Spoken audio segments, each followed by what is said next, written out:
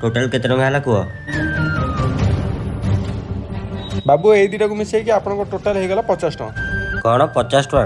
କାଲି ବା ଜଣେ ଆସିଥିଲା 100 ଟଙ୍କା ଦେଇକି ଯାଇଛି। ନା ବାବୁ 50 ଟଙ୍କାରୁ ଅଧିକା ଦେଇ ହବନି। ଗରିବ ଲୋକ ବାବୁ, ତାକୁ ନେଇ ମହାଜନକୁ ଦେଲେ କୋଉଠୁ ଟଙ୍କା 2 ଟଙ୍କା ପାଉଛୁ ଗୋଟେ ବୋତଲ ଉପରେ। ନା ନା କିଛି ନେବା ଦରକାର ନାହିଁ, ଯା। କ'ଣ ହେଇଛି ସାଙ୍ଗ? କାଲି ଜଣକୁ 100 ଟଙ୍କା ଦେଇଥିଲି, ଏବେ ଇଏ ଆସିକି ଏଇନା କହୁଛି 50 ଟଙ୍କା। ଥାଉ ଆମ ବୋତଲ ଥାଉ। କ'ଣ ହେଇଛି ଭାଇ? ନା ବାବୁ ସେତିକିରେ ହବନି। ସାଙ୍ଗ, ଆମେ ମଦ ପିଇଲା ବେଳେ ହଜାର ହଜାର ଟଙ୍କା ଉଡ଼େଇ ଦେଉଛୁ। ଆମେ ଦିନେ ଏକଥା ଭାବି, ଏଇ ଗରିବ ପିଲାଟେ କେଉଁ 2 ଟଙ୍କା ଲାଭ କରିବ, ତା ପେଟରେ କାହିଁ ଗୋଡ଼ ମାରିବା? ତୁ ଠିକ୍ କହିଲୁ ସାଙ୍ଗ। ଭାଇ ବୋତଲ ଗୁଡ଼ା ନେଇଯାଅ, ଆଉ ପଇସା ଦେବା ଦରକାର ନାହିଁ। ଭାଇ ତମେ ଯେତେବେଳେ ବି ଆସିବ ବୋଟଲ ଗୁଡ଼ା ଫ୍ରିରେ ନେଇଯିବ। ବହୁତ ବହୁତ ଧନ୍ୟବାଦ ବାବୁ। ଜୀବନରେ କିଛି କର୍ମ ଅନ୍ୟମାନଙ୍କ ଖୁସି ପାଇଁ ବି କରିବା ଦରକାର।